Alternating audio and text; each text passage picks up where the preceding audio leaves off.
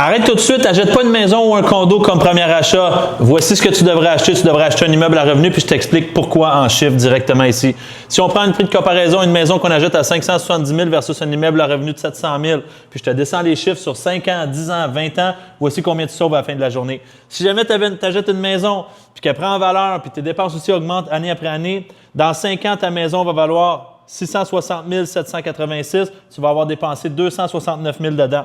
Versus ton immeuble à revenu, 850 000 de prise en valeur, tu as dépensé 243 000 à l'intérieur. Donc déjà sur 5 ans, tu sauves de l'argent. Mais je n'ai même pas compté dans ça les dollars que tu sauves parce que toutes les dépenses de ton immeuble à revenu sont déductibles d'impôts. Sur 10 ans, ta maison vaut 766 000, tu as dépensé 466 000 dedans. Pour ton immeuble à revenu, il vaut 1 85 000, puis tu as dépensé 518 000 dedans. D'accord? Déjà, on commence déjà à avoir le gap se créer drastiquement. Sur une échelle de 20 ans, c'est encore plus insane. On passe à une valeur pour la maison d'1 029 000, tu as dépensé 870 000 dans ta maison.